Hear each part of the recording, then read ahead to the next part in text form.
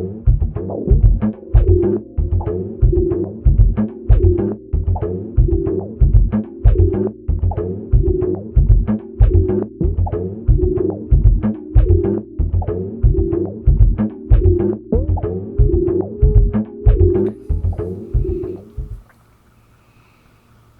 everyone, welcome to the 4th episode of 23rd Mind TV.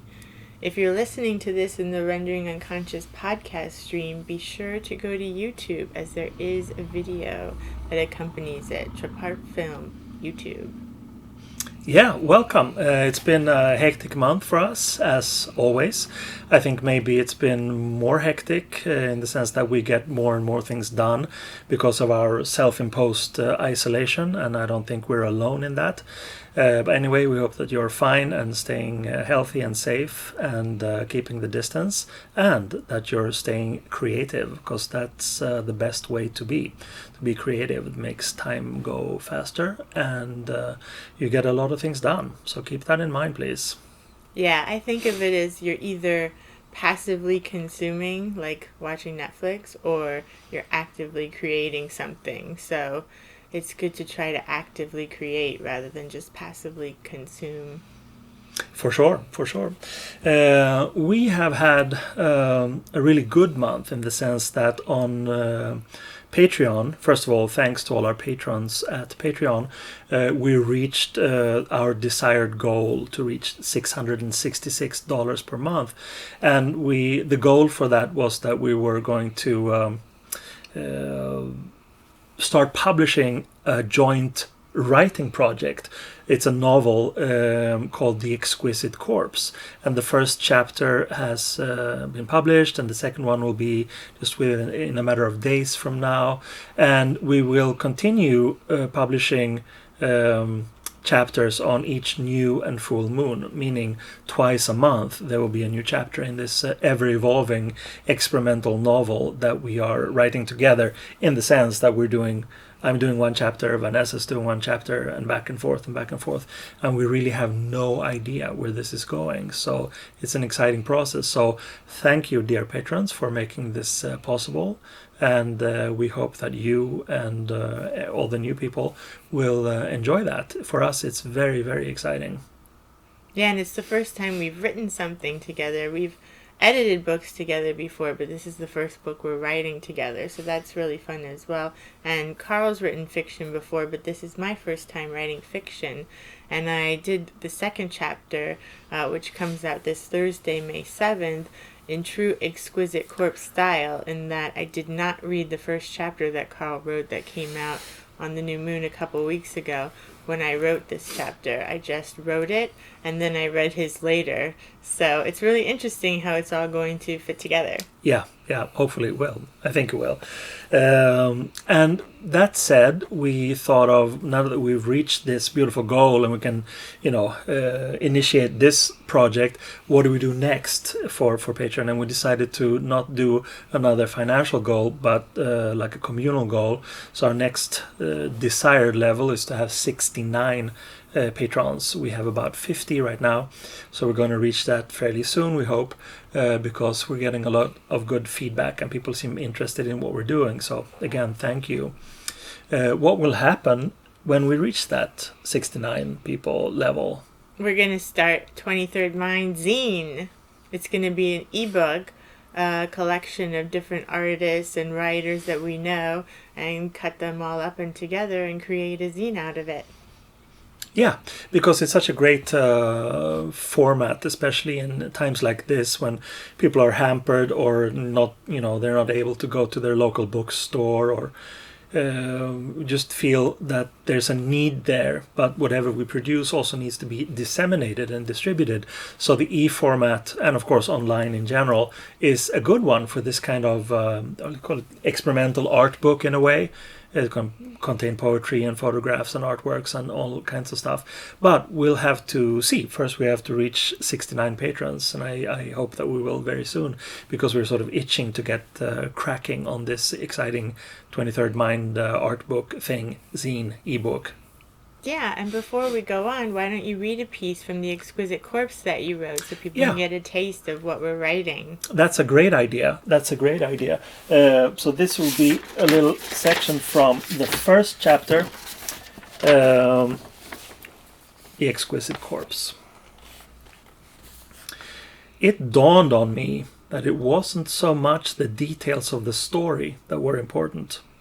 It was the storytelling itself, and the readers it engaged after a sheet of paper or two had been filled with characters and sentences issued by a judge incapable of punishing a love for literature once deemed heretical, but now just considered carelessly kooky at most.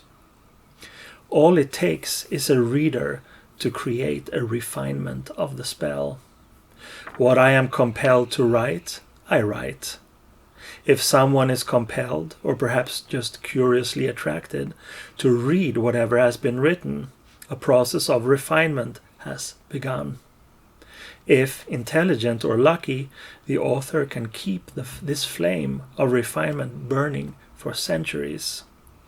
The flame should illuminate the pages, but no more, lest it devour the brittle sheets and transform them into ashes and dust. So that's from chapter 1 of the Exquisite Court books we're writing together. Yep. And chapter 2 comes out Thursday on the full moon. So if you want to join us for that, that's at the $10 level on Patreon. And then, like we said, when we reach 69 patrons at every level, any level, then we're going to start 23rd Mind magazine, which everyone will be able to contribute to as well. Yeah. Cool. Well, we mentioned that we have been very busy, and you have been very, very busy in terms of podcast appearances and also your own Rendering Unconscious podcast. The frequency has been tweaked. Yeah, I have been a little manic in doing podcast interviews and editing. So I have a lot of podcasts that I've done in the past month since the last time we were on 23rd Mind TV.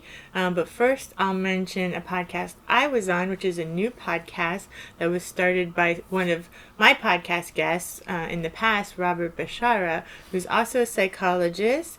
He wrote the book on decolonial psychoanalysis. He's also a filmmaker. He has a great film called Alchemy in Hyde Park, which is available on Vimeo.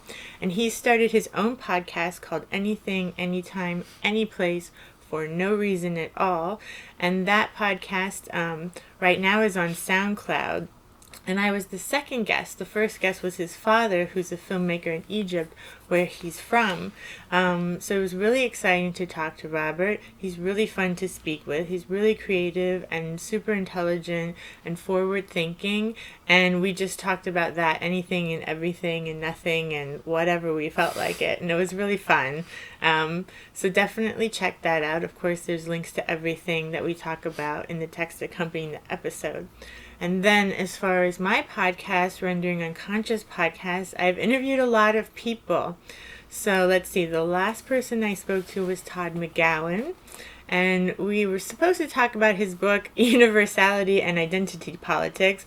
And we did get to that eventually, but we talked for about an hour first about other things like film and what's going on in culture and politics and whatever else. So check that out.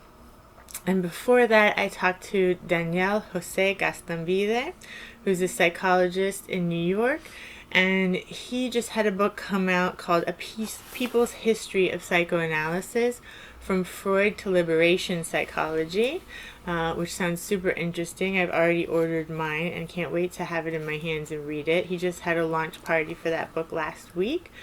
And then before that, I spoke with Michelle O'Brien and Nico Fuentes for the New York City Trans Oral History Project, which is a project that they do in conjunction with New York Public Libraries, where they're collecting oral histories of different trans people in New York City, people telling their stories in these like 2-hour-long interviews. And they have almost 200 interviews collected so far.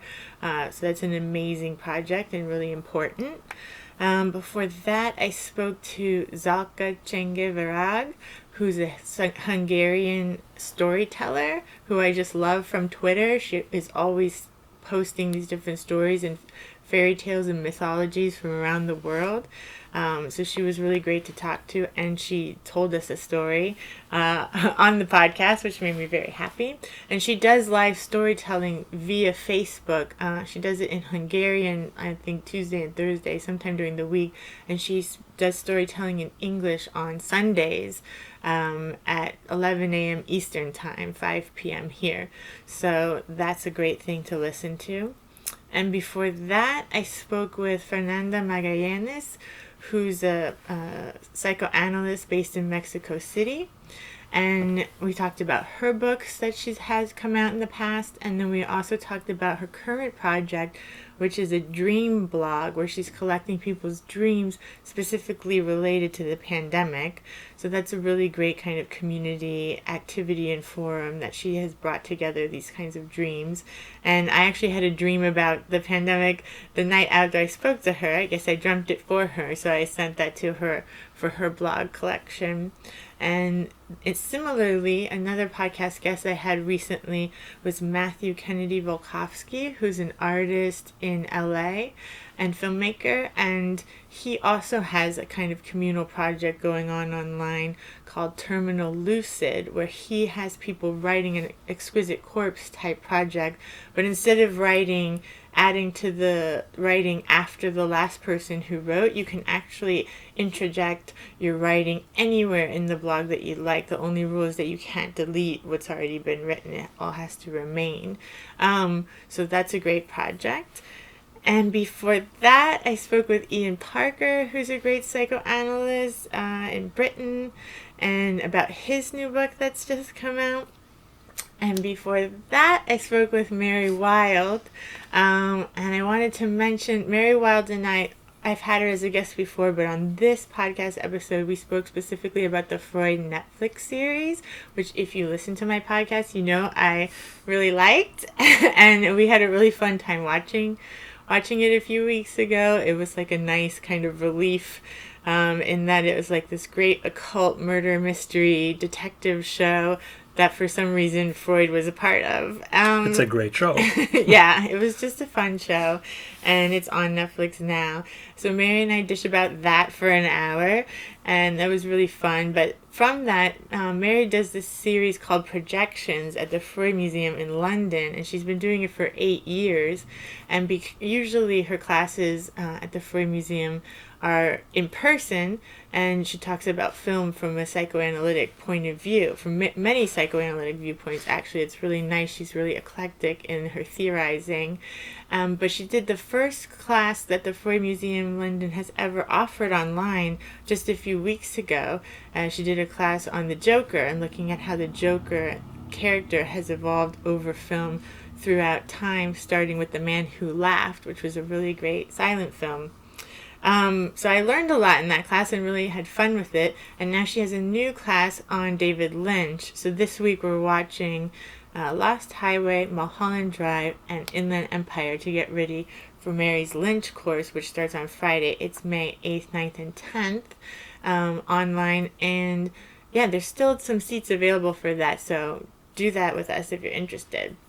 And I think that's enough. Mm-hmm. Well, you've been busy.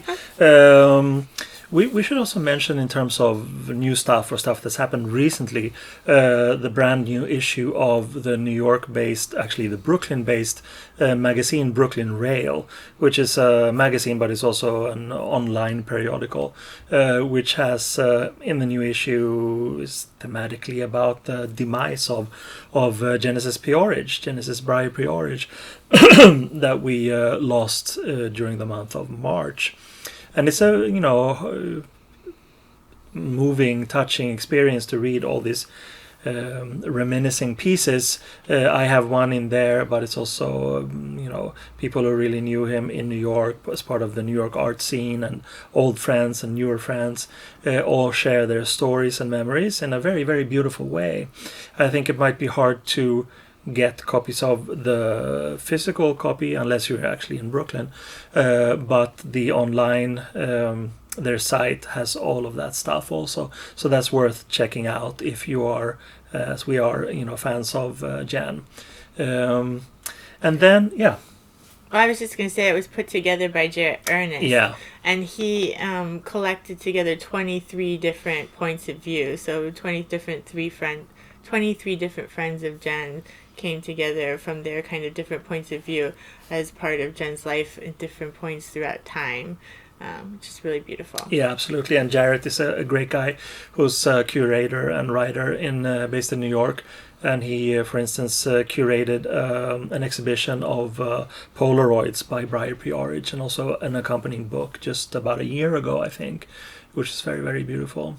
Other news is that we added a new episode of Radio Mega Golem, which is the little art project which creates continually a magical golem being based on artworks that I created initially and other people have added to. Vanessa, you made the spine in form of a collage cut up, and other people have added to it too. And it's an interesting project in the sense that I don't necessarily need to be informed about what people do for the Mega Golem. The Mega Golem is an entity in itself. What I'm doing with the Radio Mega Golem is basically tell the ongoing story of the construction of the Mega Golem. And another piece of sad news this just recently was the death of Peter Beard, the American artist who has been such a great inspiration for both me and Vanessa. It's just like a genius. So I decided, which will be that story will be told in episode 3 of the Radio Mega Golem, which will be out very, very soon on May 11th. Peter Beard will be the mind of the Mega Golem creature. That's a fitting place.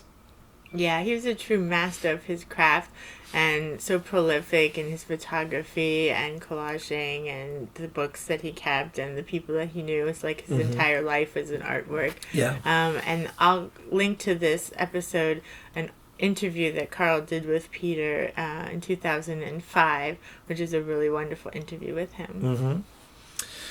Yeah, absolutely. We have also been musically active, meaning both literally musically active, but we've also worked a lot with the Highbrow Lowlife site. Yeah, I revamped the Highbrow Lowlife site and made sure that the entire Highbrow Lowlife back catalog is now listed on it. And then each catalog item has a different page. So if the item is available, if the album is available, I put links to the Bandcamp or iTunes or Spotify or whatever platform it's available on through the Highbrow Lowlife page, so you can access everything through the page. And if there's a tangible item available for the album, like a CD or an LP or something like that, that's linked through there as well. Mm-hmm. It's like all the gateway you ever need to get some really interesting music.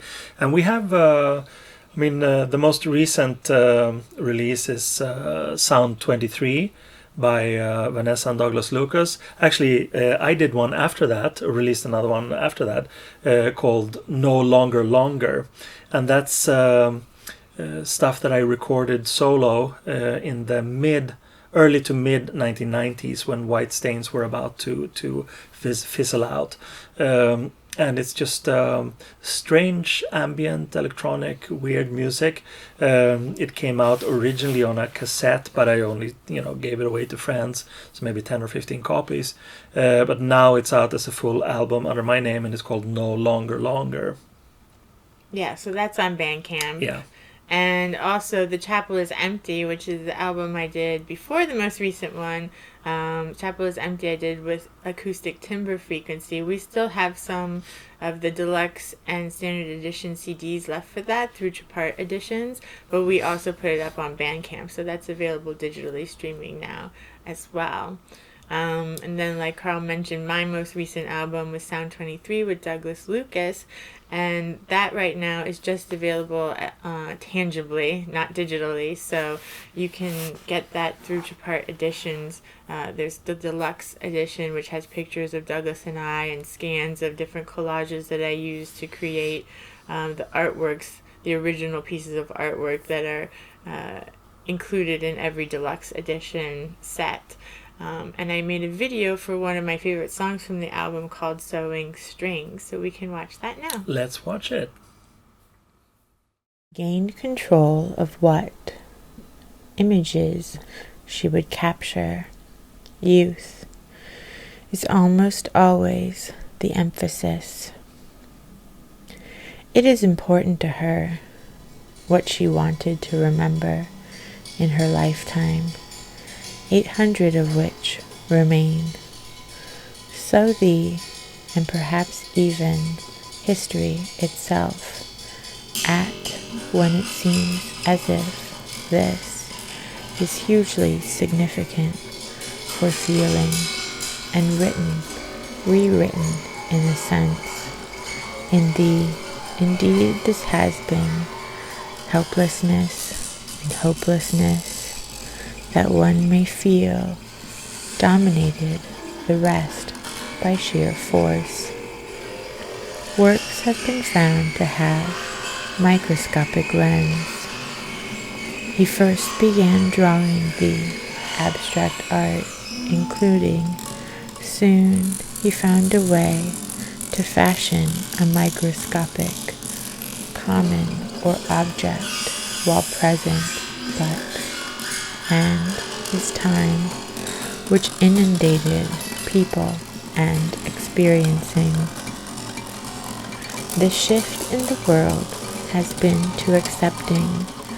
Many produce both a familiarity experience, not unlike the experience of art, as if this history of art, of dissonance, when confronted, similar brand of camera, putting the power of Bindi, citizen, for the first time. Conclusion of a clear pioneer of getting her due, the Swedish artist between life and art. The Viennese defies herself by not having off Clint, was interested in, have their art, and may art have its disturbing. As the first shows of the manifest content of their attack on rigid academic worldview, while the latter, particles, plants, and such qualities and abilities, that such skills in work with the boundaries she left upon her death. Training over a person's lifetime, while this art markets another frequent the radical possibilities of attended exhibition in art critics, dealers, and parties, if not actively persecuting their own groups and shows, ignored or unappreciated. Viennese secessionist group, retrospective entitled during their lifetimes, in the ethically resigned from the association, reportedly aware of, exiled, but of course over time, main concern was with freeing for the guardian, become the new norm, and masterpiece of design, and no one design continues. Snowflake melted, that design was forever, capturing images of accidents, crime scenes, recall, reproduce, and recreate. This might seem was the time of prohibition, gang violence, and shift, life and narrative in a new way, in a way more in, rather than what they'd been born into, based on.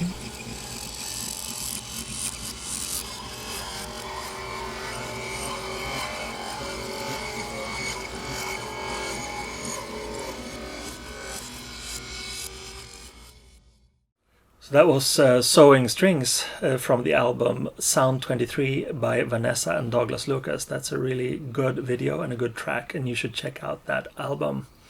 We were talking about the coming in the near future art book or e-zine or something that's related to our level of patrons on Patreon. The e-format has been a subject to a lot of internal debate in my mind, because being a bibliophile and liking tangible books and stuff, I have been quite conservative in recent developments, well, recent, I guess the past decades in a way, concerning ebooks. But this most recent period that we're still in, meaning the pandemic, and the fact that people are isolated, and the fact also that books that go out of print often become quite expensive in the field that we're in, sort of occult or cultural things, and it's kind of both exciting but also kind of terrifying to see the kinds of prices that they fetch on sites like eBay. So all of this has sort of gelled in me that why not make the older issues of the Fenris Wolf available as ebooks, and that's a process that is now very active. Number 1 to 3, which is like together in one volume, and now most recently Fenris Wolf number 4 are available as ebooks, and that should be good news for people who have heard about it and they want to read the stuff, but they can't shell out the insane amounts that people have been asking for actual physical copies.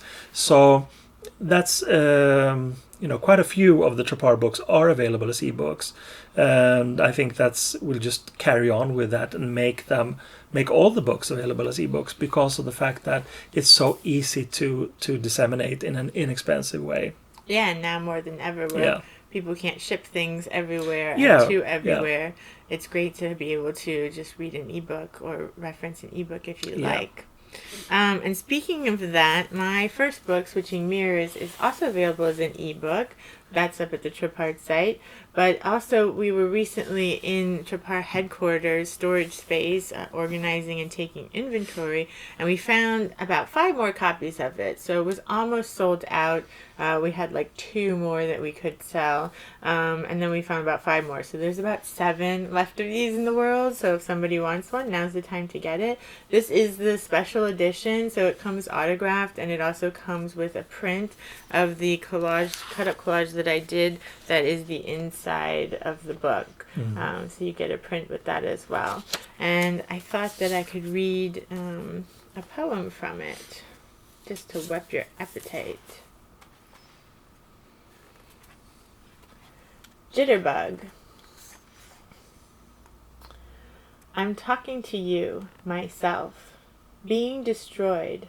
Look, see it burn, of generation round.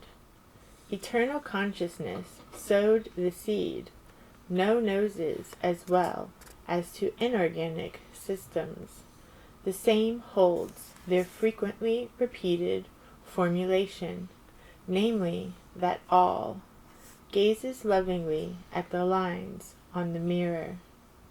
Crystal is the drug of choice among classy gay men in the club scene. It doesn't make you high. Jazz age, characteristic of the 1920s, first recorded by F. Scott Fitzgerald in Tales of the Jazz Age, 1922.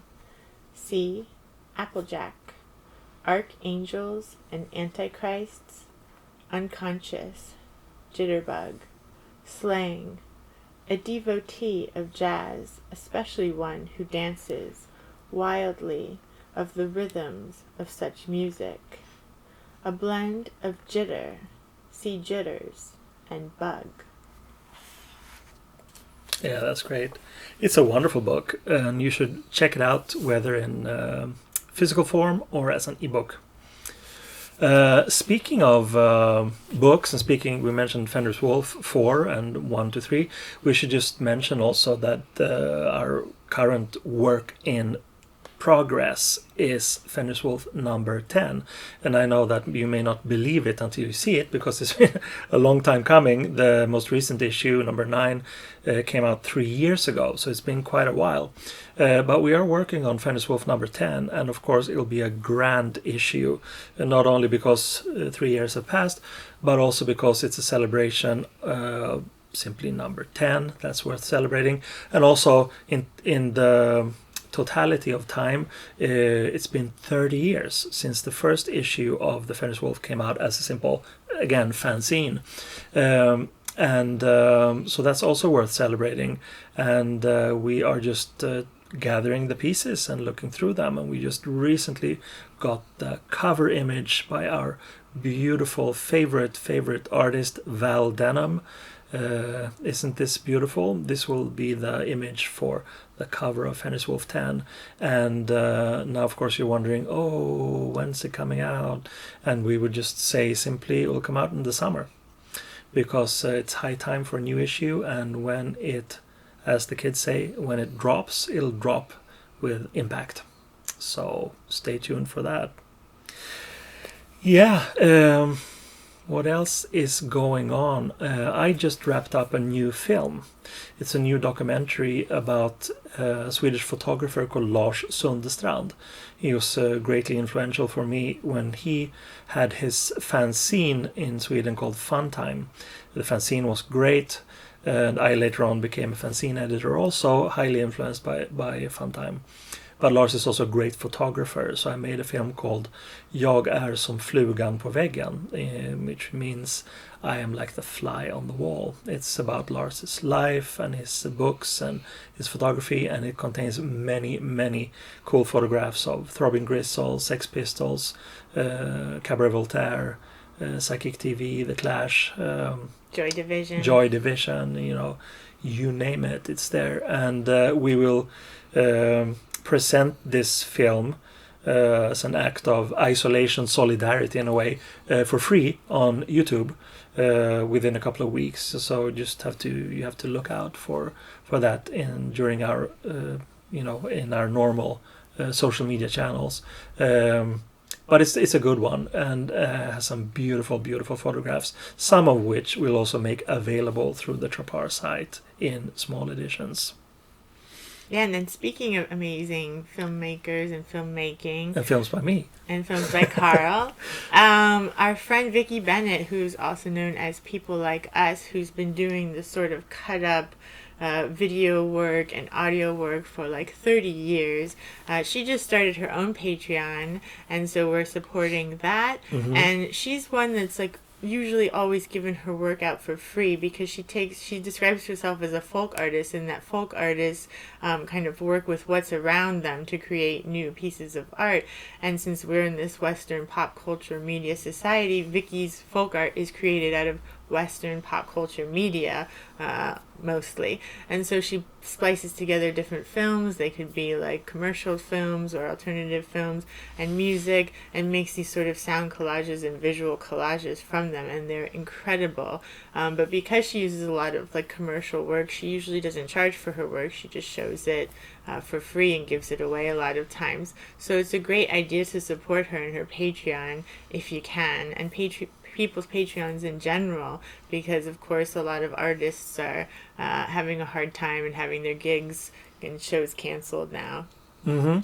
Yeah, no, I really love Vicky and her work. It's amazing stuff.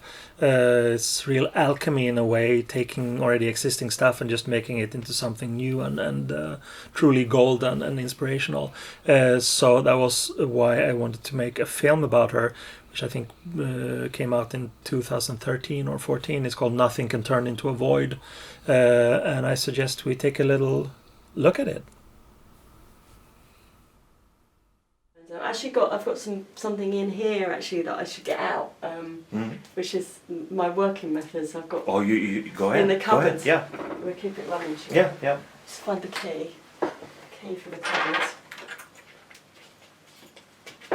What's in here? So you make like a mind map or a work map kind of thing. Yeah.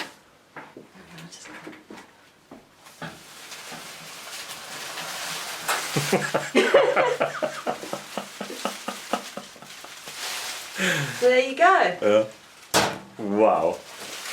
And are we now looking at a video project or a sound project or? This is a performance. It's called Consequences. One thing leads to another, and this is Exquisite Corpse in its very much alive stage. So that is the result of 6 months' work, where for the first 4 months I watched maybe 150 films and I took notes on them, and then God, I must look insane sitting here with this. I took notes, then of all the things I liked in those films, I edited each film physically down to about 10 minutes from an hour and a half long. And then printed out all the notes, cut them up, put them all over the floor, and then looked at them all and started to see all the subjects. And then I put the subjects all into separate subjects, and then started to get ideas for how these subjects relate to one another.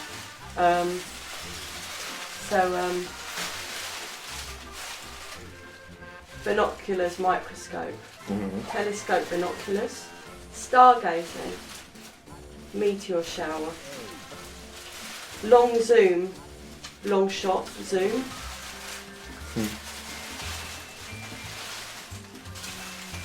shadows, candlelight, power failure, light bulb, hiding.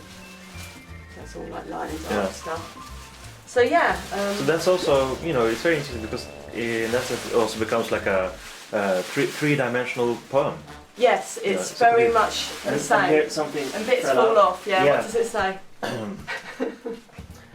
Assassin man on roof looks through concrete windows to skyline, points gun, telescope gun, eye, points down, man cannot see is shot. That's Dirty Harry. I am Cuba. Oh, it's I am Cuba. Yeah. Okay, there's also Dirty Harry where they're on the roof. Sure, actually. it's very Burroughsian in a way. Yeah, no, totally. I mean, this is an artwork too. Yeah, of course. I mean, really, I'd love to make a show of all my paper pieces, and this is very much. This is why I very much like language poetry, and I feel a great affinity with those people working with language. That was a little clip from Nothing Can Turn Into a Void with Vicky Bennett, aka People Like Us. You should check out her work. It really is fantastic stuff. Yeah, we should mention Billy's Instagram show now too. Yeah. Speaking of people who try to find new avenues, new venues for their art. I mean, many artists that we know who had they were just about to have exhibitions, or they were knee deep in an exhibition, and suddenly everything collapsed in a way, and people can't go and see it, and it's just dire straits, not only financially but also in terms of acknowledgement and the fun of it. So that's kind of sad, but it's interesting to see how creative people in general, not just artists, but creative people just try to find new ways of getting the work done and getting the work out there. And we have a friend in the UK, Billy Chainsaw, who's a great artist, and he's also helped us several times with arranging film shows in London, film screenings and things like that. And Billy was going to have a show, but now the show is instead on Instagram, and therefore thereby has a global potential audience, which is great. So the difficult thing is how to reach out and get people to understand that it's there. So now we're saying go check out Billy Chainsaw's exhibition on Instagram, and other artists as well, when they try to find new avenues to show their work. Support independent artists. It's important. Mm-hmm. We got a piece from Billy the other day, and so go check out his Instagram. Mm-hmm. Great. And we have also been receiving some stuff, and that's always a pleasure. Maybe more so these days when the postal services are a little bit impaired.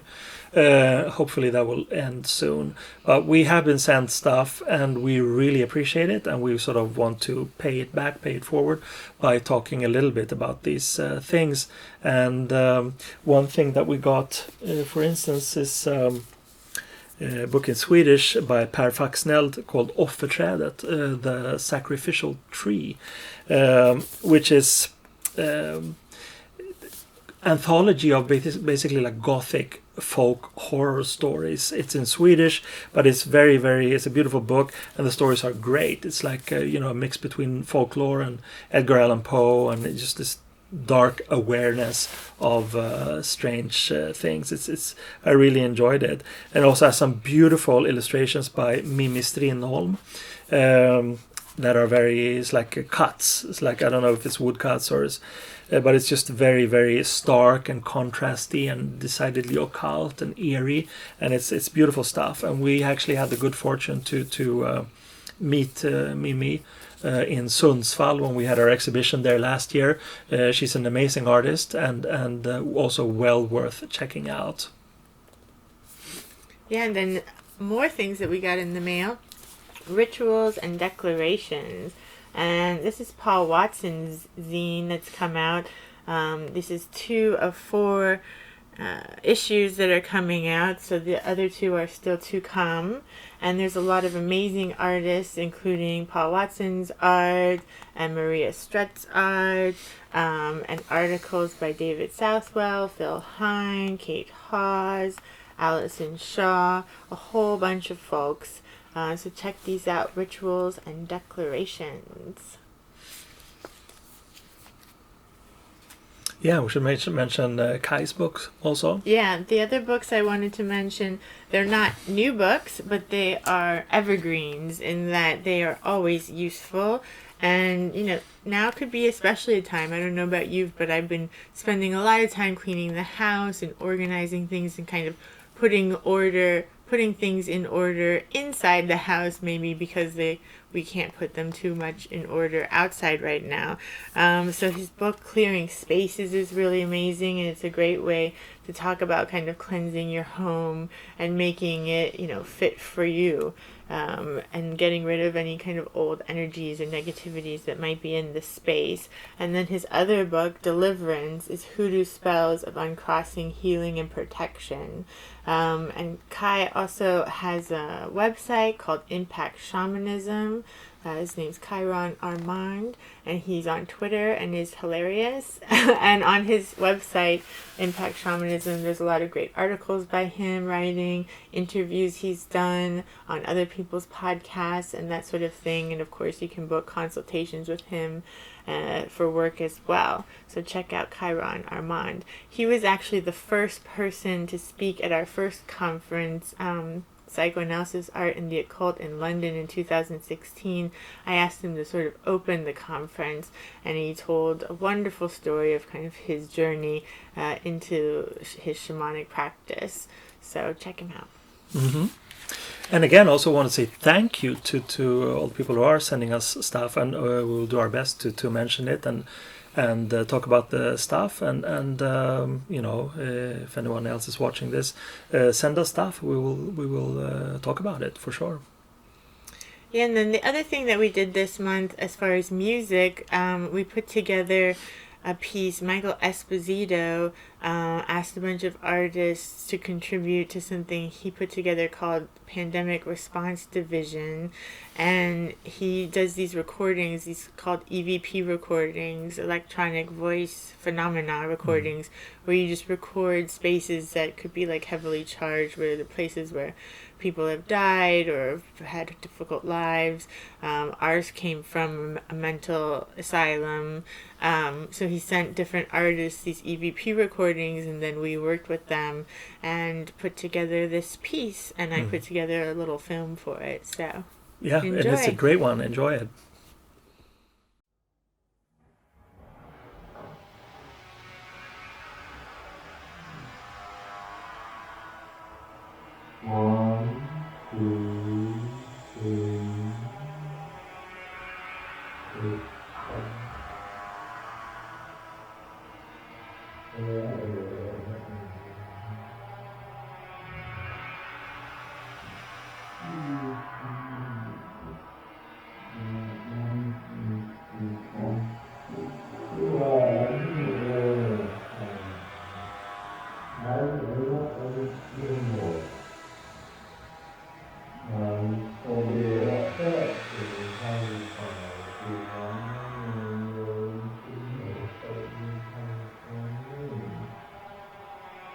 Peterbeard, Briar Peerage, Burroughs and Geisen, Ian Curtis, Derek Jarman,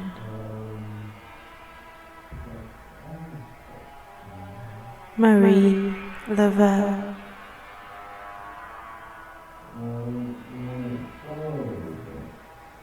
This juxtaposition of creative, wild, beautiful, successful, impoverished,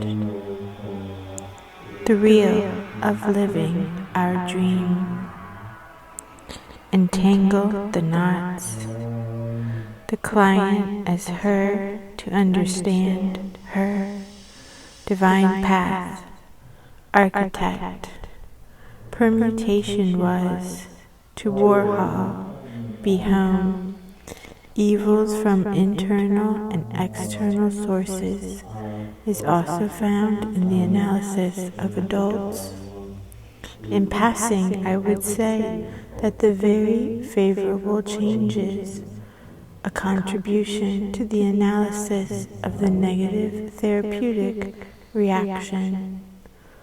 Also, Freud, the ego and the id, that we genuinely, with a warily, or both thee, in your mischievous company, loyalty does not end with death.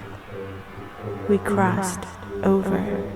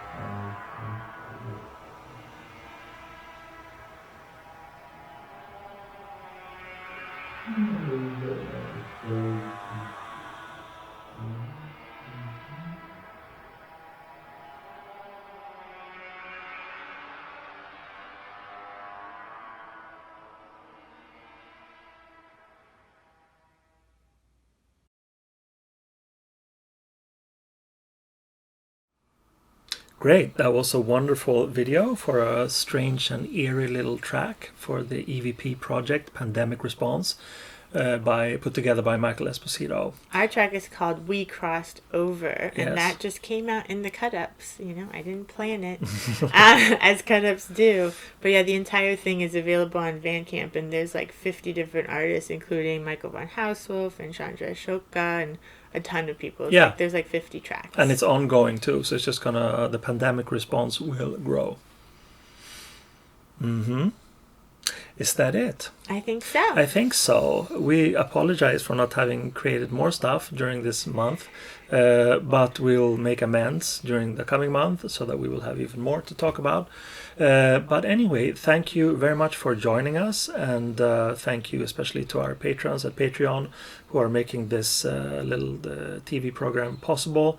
Please join us at Patreon. There's a lot of good stuff. We have a monthly playlist. We have a bi-monthly, no, what's it called? 2 times a month we have a new chapter in the Exquisite Corpse novel, and news galore, lots of posts, images, archival stuff, films, and music. Yeah, at the $23 level, we have Magic Mondays. Magic Monday, exactly. So that comes out today. Yeah. Where every Monday we post something about our magical practices for those who are interested. Yeah, so it's a great intimate place where we have lots more exchange with people than at the normal social media. Yeah, and you channels. basically get an email from us almost every day. Yeah. With something new. Yeah. So that's it. Stay safe, stay healthy, and we'll see you next month for a new transmission from the 23rd Mind TV. Take care.